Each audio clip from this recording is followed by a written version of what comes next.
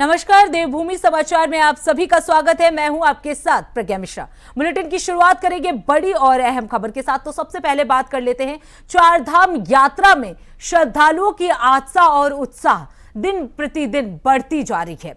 आपको बता दें, केदारनाथ धाम में बीते 24 घंटे के भीतर 24,540 श्रद्धालुओं ने दर्शन किए, जिससे अब तक यहां दर्शन करने वालों की कुल संख्या 5,112,000 पहुंच गई है।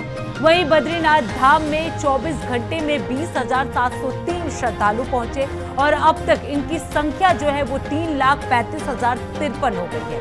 आपको बता दें, गंगोत्री धाम में 11,173 और वहीं यमुनोत्री की बात की जाए तो वहां 10,756 श्रद्धालुओं ने दर्शन किए हैं, जिससे इन दोनों धामों में अब तक 2,32,665 और 2,18,006 श्रद्धालु जो है वो पहुंच चुके हैं। चारों धामों में अब तक कुल लगभग 13 लाख श्रद्धालु पहुंच चुके हैं, जो इस बार की यात्रा के प्रति भक्तों की जबरदस्त आस्था को दर्शाता है।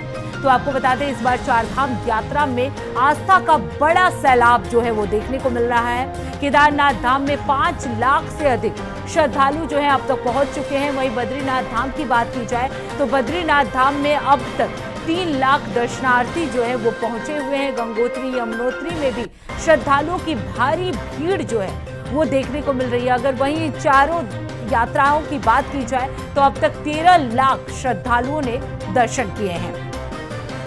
तो अब तक आपको बता दें, बद्रीनाथ धाम में 3 लाख से ज्यादा श्रद्धालुओं ने दर्शन किए हैं। अगर पूरे यात्रा की बात की जाए तो 13 लाख श्रद्धालु जो है वो दर्शन कर चुके हैं। तो इस बार आस्था का बड़ा सैलाब जो है वो चार धाम यात्रा में देखने को मिल रहा है। दूर दराज से कई दर्शनार्थी जो है वो चार धाम यात्रा के लिए पहुंच रहे हैं। आपको बता दें, अभी कल जो है वो रजिस्ट्रेशन भी रोक दिया गया था, ऑनलाइन रजिस्ट्रेशन, क्योंकि जो संख्या थी वो काफी बढ़ गई थी, जिसके बाद से रजिस्ट्रेशन को रोक दिया गया है, ऑनलाइन रजिस्ट्रेशन को। तो आपको बता दें, इसी को लेकर अब जो प्रशासन है वो भी पूरी तरह से मुस्तैद नजर आ रही है, क्योंकि भारी संख्या में बद्रीनाथ केदारनाथ में जो यात्री हैं वो पहुंच रहे हैं, दर्शनार्थी जो है वो पहुंच रहे हैं। वहीं इस खबर पे ज्यादा जानकारी देने के लिए अभय कैंतुरा हमारे साथ जुड़ चुके हैं। अभय, इस बार चारधाम यात्रा में आस्था का सैलाब जो है वो देखने को मिल रहा है। कितने यात्री और कितने दर्शनार्थी जो हैं अभी तक वहां पहुंचे हैं? जी बिल्कुल, अगर उत्तराखंड के इन चारों धामों की हम बात करें तो चारों धामों में लगभग ये कह सकते हैं कि 13 लाख के करीब जो श्रद्धालु अब तक धामों में दर्शन कर चुके हैं। और जिस प्रकार से श्रद्धालुओं की संख्या यहाँ पर बढ़ी है, तो ये कहा जा सकता है कि आने वाले दिनों में ये यात्रा और उत्साह के साथ यहाँ पर चलेगी और फिर लाखों की संख्या में जिन श्रद्धालुओं ने अभी तक रजिस्ट्रेशन यहाँ पर करे वो उत्तराखंड पहुँचते हुए नजर आएंगे। और इसी श्रद्धालुओं के इसी उत्साह के आधार पर कहा जा सकता है कि उत्तराखंड की जो आर्थिकी का मजबूत स्तंभ है, ये चारधाम यात्रा, ये और मजबूत होती हुई नजर आएगी। चारधाम यात्रा से जुड़े हुए जो लोग हैं, जिनका रोजगार इस यात्रा पर टिका हुआ, उनका रोजगार और बेहतर होता हुआ नजर आएगा। और उत्तराखंड का जो धार्मिक पर्यटन है, जो पर्यटन सेक्टर है, वो और मजबूत होता हुआ नजर आएगा। अभी तक ये कह सकते हैं कि जब 30 अप्रैल से ये चारधाम यात्रा की शुरुआत यहाँ पर हुई थी, तो उस समय श्रद्धालुओं में बड़ा उत्साह यहाँ पर देखने को मिला था। लेकिन जो पहलगाम में जो आतंकी हमला हुआ था, तो फिर एकाएक इस चारधाम यात्रा में कमी देखने को मिली थी। जो श्रद्धालु यहाँ पर नहीं पहुँच पा रहे थे और उसकी वजह से कह सकते हैं कि धामों में भी एक सूनासापन या उस संख्या में श्रद्धालुओं की संख्या नहीं पहुंची थी। तो थोड़ा एक चिंता का विषय राज्य सरकार को भी था। जो स्थानीय लोग इस चारधाम यात्रा में थे, वो भी श्रद्धालुओं के कम पहुंचने से थोड़ा चिंताग्रस्त ज्यादा यहाँ पर दिख रहे थे। लेकिन अब जैसे जैसे समय आगे बढ़ रहा है, ये कह सकते हैं कि जैसे जैसे श्रद्धालुओं को बेहतर सुविधाएं और सुरक्षित यात्रा का संदेश देने का काम सरकार की तरफ से प्रसारित किया गया, तो ये चारधाम यात्रा वापस पटरी पर लौट आई है और लाखों की संख्या में ये कह सकते हैं कि जो श्रद्धालु है वो यहाँ पर पहुंचना शुरू हो चुके हैं। अभी अगर हम बात करें तो उत्तराखंड के इन चारों धामों में अभी ये कह सकते हैं कि केदारनाथ धाम, बद्रीनाथ धाम, गंगोत्री धाम, यमुनोत्री धाम, इन चारों धामों में रोजाना 70,000 से ज्यादा जो सैलानी है या श्रद्धालु है वो यहाँ पर पहुँच रहे हैं, धामों में दर्शन कर रहे हैं। इसके अलावा 25 मई से, यानी कह सकते हैं कि कल से 25 मई से हेमकुंड साहिब के कपाट भी यहाँ पर खुल जाएंगे और फिर जो श्रद्धालुओं की जो संख्या होगी उसमें और इजाफा होता हुआ नजर आएगा, क्योंकि हेमकुंड साहिब सिखों का पवित्र धाम है और पांचों धाम के रूप में उत्तराखंड में ख्याति प्राप्त कर चुका है। ऐसे में यहाँ पर जब पांचों धामों में हजारों संख्या में श्रद्धालु यहाँ पर पहुंचेंगे तो फिर कह सकते हैं कि उत्तराखंड का जो पर्यटन सेक्टर है वो और आगे तेज गति से बढ़ता हुआ नजर आएगा। सरकार की तरफ से लगातार प्रयास किए जा रहे हैं कि जो श्रद्धालु यहाँ पर आ रहे हैं, जो सैलानी यहाँ पर आ रहे हैं, उनको बेहतर प्रबंध यहाँ पर दिए जा सके, उचित सुविधाएं उनको यहाँ पर दी जा सके ताकि उनकी यात्रा सरल और सुगम यहाँ पर बन सके। सुरक्षित यात्रा के लिए लगातार ये कह सकते हैं कि अधिकारियों कर्मचारियों की तैनाती वहाँ पर की गई है ताकि किसी भी प्रकार से, चाहे वो ट्रैफिक जाम की समस्या हो या फिर लैंडस्लाइड या फिर ऐसे आपदाग्रस्त जो क्षेत्र होते हैं जहाँ पर बारिश आने के समय आपदाएं आ सकती है, उन क्षेत्रों में इन अधिकारियों कर्मचारियों की तैनाती कर दी गई है ताकि समय रहते हुए सभी यात्रियों को सुरक्षित स्थानों पर ले जाया जा सके और उनको किसी भी प्रकार से कोई परेशानी का सामना उन्हें न करना पड़े। जी बिल्कुल। अब अगर बात की जाए, क्योंकि जैसा कि आपने बताया कि पर्यटन को इस बार बहुत सारा इजाफा हुआ है, तो क्या माना जाए कि इस बार सरकार को भी बहुत फायदा होने वाला है, क्योंकि पर्यटन की संख्या के हिसाब से देखा जाए, क्योंकि 13 लाख से ज्यादा श्रद्धालु वहां पहुंच रहे हैं, तो ऐसे में विकास के भी कई रास्ते खुले होंगे। देखिए, ये कह सकते हैं कि जिस हिसाब से अभी तक श्रद्धालुओं का उत्साह यहाँ पर देखने को मिला यात्रा को लेकर, तो ये कह सकते हैं कि इस बार चारधाम यात्रा नया रिकॉर्ड स्थापित करती हुई नजर आएगी। ये कह सकते हैं कि पिछले वर्ष लगभग जब यात्रा की जो समय अवधि थी उसमें 10 से 15 दिन की कमी यहाँ पर देखने को मिली थी, जो विगत वर्षों की तुलना में थी। तब भी ये कह सकते हैं कि 50 लाख के करीब श्रद्धालु यहाँ पर पहुंचे थे। उससे पहले वर्ष में कह सकते हैं कि आंकड़ा 56 लाख को पार कर चुका था और इस बार अभी तक ये कह सकते हैं कि 28 लाख से ज्यादा श्रद्धालुओं ने ऑनलाइन रजिस्ट्रेशन चारधाम यात्रा के लिए किए। ऑफलाइन रजिस्ट्रेशन की बात करें तो अब तक ये 4 से 5 लाख के करीब ऑफलाइन रजिस्ट्रेशन यहाँ पर हो चुके हैं। और जिस प्रकार से अभी ये कह सकते हैं कि सिर्फ एक शुरुआती समय यहाँ पर हुआ, अभी एक महीने का अंतराल भी इस यात्रा को शुरू हुए नहीं हुआ।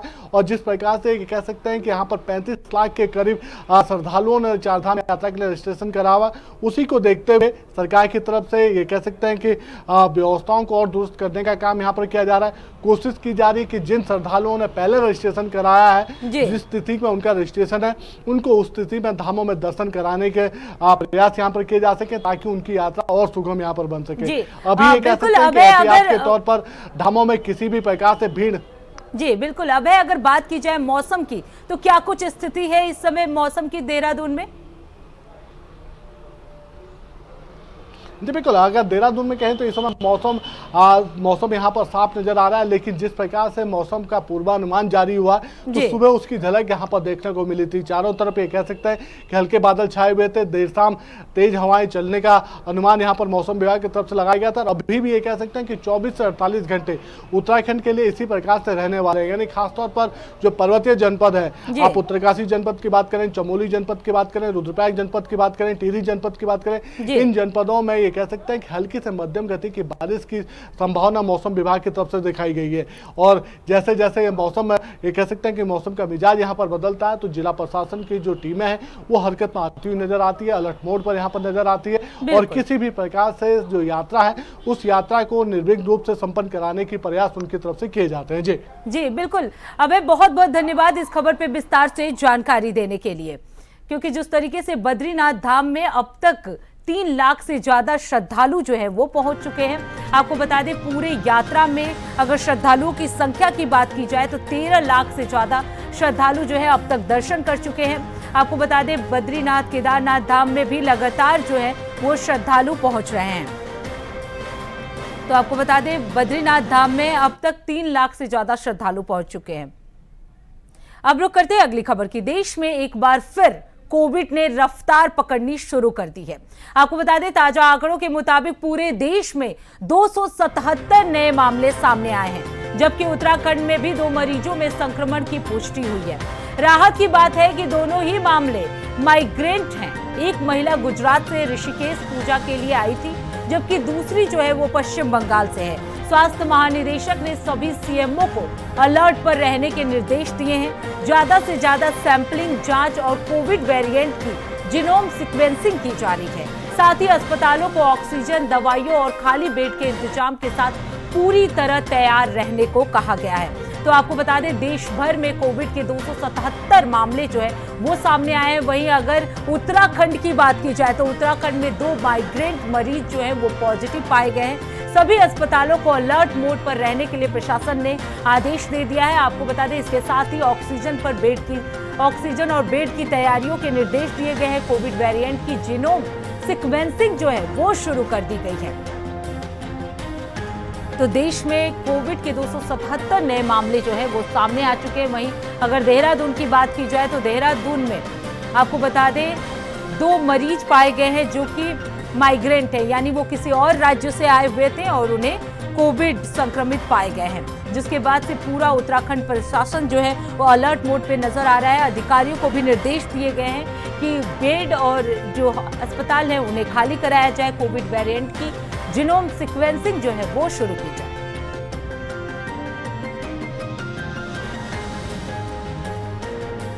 तो आपको बता दें, ऑक्सीजन और बेड की तैयारियों के निर्देश जो है वो प्रशासन की तरफ से दिए गए हैं। देश में कोविड के 277 नए मामले जो है वो सामने आए हैं।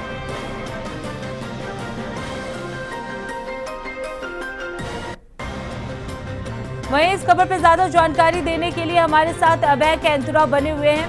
अभय, अब कोविड का जो मामला है वो बढ़ता हुआ नजर आ रहा है। 277 पूरे देश में मामले सामने आए। वहीं अगर उत्तराखंड की बात की जाए तो वहां पे भी 2 मरीज पाए गए हैं। ऐसे में प्रशासन की तरफ से क्या कुछ आदेश दिए गए हैं? देखो, ये कह सकते हैं कि प्रशासन अपने स्तर पर एहतियात बरतने की तैयारी यहाँ पर पहले से ही कर चुका था। सभी अस्पतालों को इसके लिए निर्देशित यहाँ पर किया जा चुका था कि जो कोविड का जो अलर्ट है उस अलर्ट को देखते हुए सभी अस्पताल प्रशासन अपनी तैयारियां यहाँ पर पुख्ता करने का काम यहाँ पर करे। और जिस प्रकार से ऋषिकेश से ये 2 मामले यहाँ पर आए हैं, इन दोनों की ट्रेवल हिस्ट्री यहाँ पर बताई गई है। दोनों ही ये कह सकते हैं कि दूसरे राज्यों से आए हुए महिलाएं हैं जो यहाँ पर पहुंची थी। एक ऋषिकेश एम्स अस्पताल में डॉक्टर हैं जिनका इस समय अपने घर पर ही ये कह सकते हैं कि इलाज यहाँ पर चल रहा है। दूसरी महिला गुजरात से यहाँ पर आई हुई थी जो यहाँ पर ऋषिकेश में किसी धार्मिक कार्यक्रम में सम्मिलित होने के लिए आई थी। इसी दौरान उनमें कोविड के सिम्टम यहाँ पर पाए गए थे। और अभी ये कह सकते हैं कि इन दोनों के स्वास्थ्य में फिलहाल कोई ऐसी चिंताजनक स्थिति नहीं कही जा सकती। दोनों का स्वास्थ्य सामान्य है और एहतियात के तौर पर ये कह सकते हैं कि जो डॉक्टर्स हैं वो अपने घर पर और जो महिला है उनका हॉस्पिटल में इलाज यहाँ पर चल रहा है। डॉक्टरों की एक टीम स्पेशल निगरानी उनकी यहाँ पर स्वास्थ्य को लेकर यहाँ पर कर रही है। लेकिन जिस प्रकार से कोविड के मामले लगातार बढ़ रहे हैं, ऐसे में सरकार की तरफ से स्वास्थ्य विभाग की तरफ से लगातार विभाग को अलर्ट रहने के लिए, विभाग की जो तैयारियां उन तैयारियों को पुख्ता करने के लिए और सभी निजी अस्पतालों के साथ समन्वय बनाने के निर्देश यहाँ पर दिए गए ताकि जी बिल्कुल बिल्कुल। अब है, जैसा कि आपने बताया कि प्रशासन की तरफ से पूरी तैयारियां जो है वो की जा चुकी है। हालांकि 2 मरीज जो पाए गए हैं वो बाहर से है, माइग्रेंट मरीज है। अब देखना ये होगा कि और क्या कुछ तैयारियां जो है सरकार की तरफ से की जा रही। बहुत बहुत धन्यवाद अब है इस खबर पे विस्तार से जानकारी देने के लिए।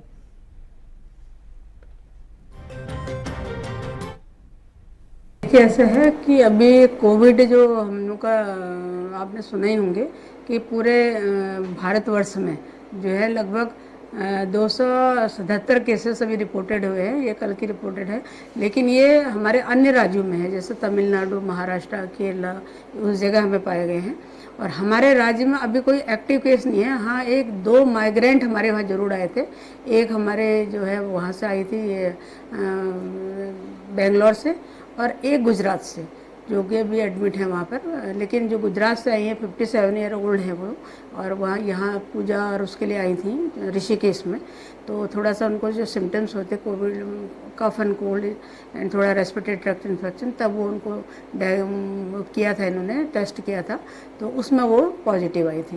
तो अभी वो हालांकि सेटिल अवस्था में है, कोई ऐसे उसमें नहीं है, और वो अभी एडमिट है वहाँ। और दूसरी जो है उनकी भी माइग्रेंट की हिस्ट्री थी, वो आई थी आपके बेंगलोर से, तो वो डॉक्टर ही है थी मतलब, तो लेकिन वो भी अभी सेटल्ड है और अभी होम में ही है, वो घर में उनका ट्रीटमेंट चल रहा है। तो ऐसे कोई हमारे राज्य में ऐसा कोई एक्टिव केस अभी रिपोर्ट नहीं हुआ है। हाँ, हम लोगों ने जो प्रिकॉशंस क्या क्या लेने हैं और जो हम लोगों को जो एक तरह से जो होना चाहिए, जो हमको गवर्नमेंट ऑफ इंडिया से और जो हमारे स्टेट नोडल जो है IDSP, उनके द्वारा हमको जो गाइडलाइंस प्रोवाइड की है कि आपको सैम्पलिंग बढ़ानी है और आपको निगरानी रखनी है, और साथ में जो है जो भी अगर केस आते हैं तो उनकी जीनोम सीक्वेंसिंग हमें करानी है, ताकि हम पता कर सकें कौन सा ट्रेंड हमारा ये आया है अभी जो वेरिएंट है।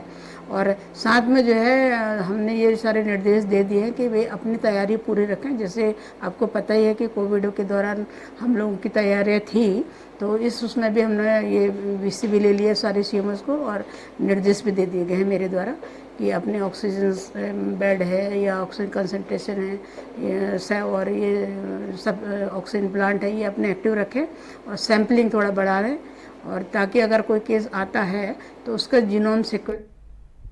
तो फिलहाल रुकते एक छोटे से ब्रेक के लिए, ब्रेक के बाद जल्द लौटेंगे। देखते रहिए इंडिया वॉइस। अब ब्रेक के बाद एक बार फिर आप सभी का स्वागत है। रुक कर लेते हैं खबरों की ओर। उत्तराखंड की प्रदेश कांग्रेस कमेटी ने राज्य सरकार के 4 प्रमुख स्टेडियमों के नाम बदलने के फैसले का पुरजोर विरोध किया है। कांग्रेस के वरिष्ठ उपाध्यक्ष सूर्यकांत धस्माना ने इसे पूर्वाग्रहों से भरा और अविवेकपूर्ण निर्णय करार देते हुए कहा कि इसका कड़ा विरोध जताया जाए। उन्होंने कहा कि Maharana Pratap sports college, Rajiv Gandhi cricket stadium, Indira Gandhi cricket stadium और अन्य स्टेडियमों के नाम बदलना कांग्रेस के महान नेताओं और खेल प्रतिभाओं का अपमान करना है। कांग्रेस इस फैसले को वापस कराने के लिए राज्यपाल से मुलाकात करेगी और जोरदार धरना प्रदर्शन का भी आयोजन करेगी।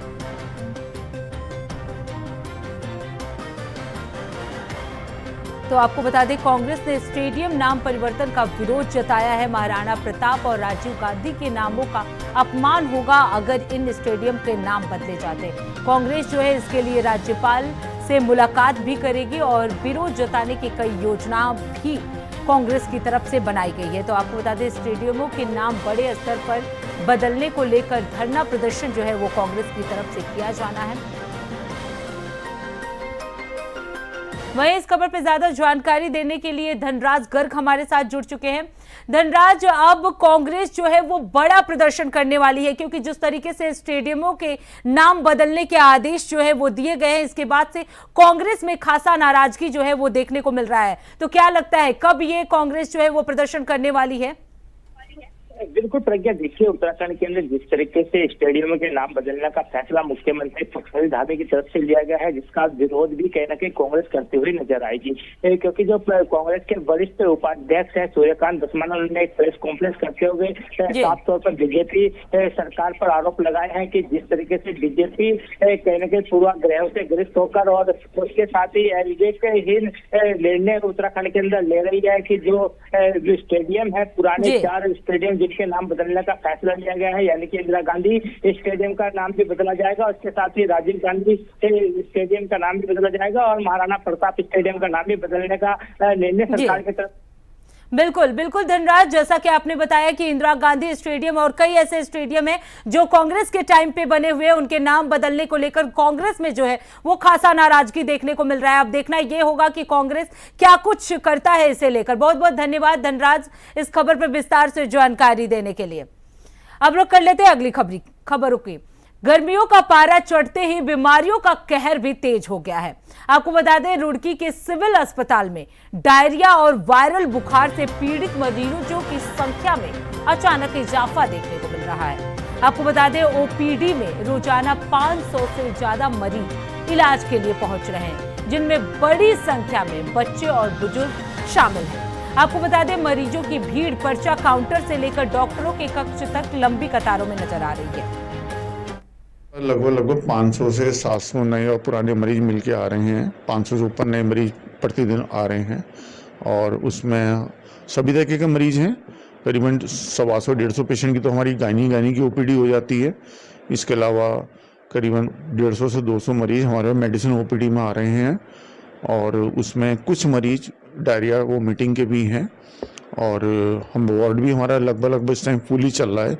40 बेड का पूरा वार्ड फुल चल रहा है।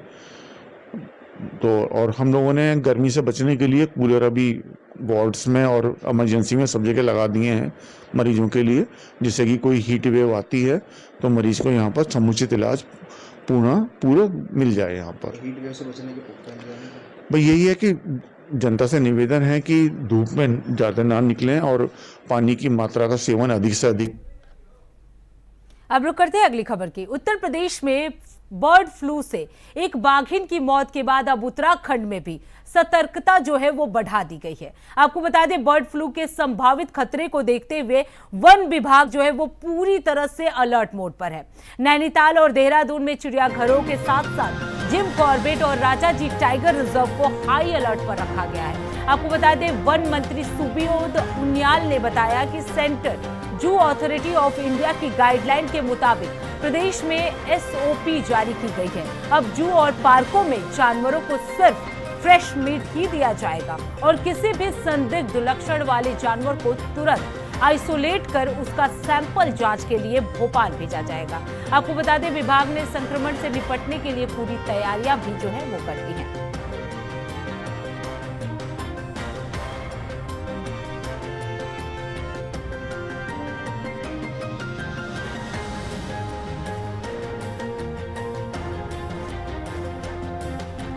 तो आपको बता दें, यूपी में बाघिन की मौत के बाद अब उत्तराखंड में भी अलर्ट जारी कर दिया गया है, जहां बर्ड फ्लू से निपटने के लिए प्रशासन और वन विभाग पूरी तरह से तैयार है। जानवरों को फ्रेश मीट अब दिया जाएगा, ये निर्देश जो है वो प्रशासन की तरफ से दे दिया गया है। आपको बता दें, संदिग्ध केस में भोपाल भेजे जाएंगे ये सैंपल। तो आपको बता दें, सुबोध तो लगातार इस तरह के प्रशासन की तरफ से निर्देश दिए गए हैं। उत्तराखंड में जू और पार्क में भी हाई अलर्ट जारी कर दिया गया है, क्योंकि कई जानवर जो है वो बर्ड फ्लू के चपेट में आ गए हैं, जिसके बाद से इस तरह के आदेश जो है वो सरकार की तरफ से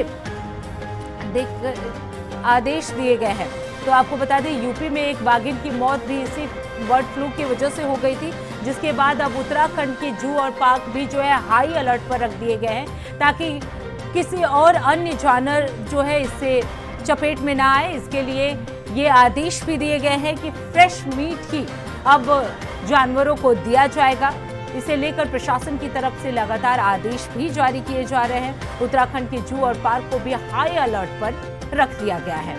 तो आपको बता दें, देहरादून में ये बर्ड फ्लू से बचाव के लिए वन विभाग और प्रशासन जो है वो पूरी तरह से अलर्ट मोड में नजर आ रहा है। आपको बता दें, इससे पहले यूपी में बाघिन की मौत के बाद ये अलर्ट जो है वो जारी कर दिया गया था और अब उत्तराखंड के जू और पार्क भी जो है वो हाई अलर्ट पर है।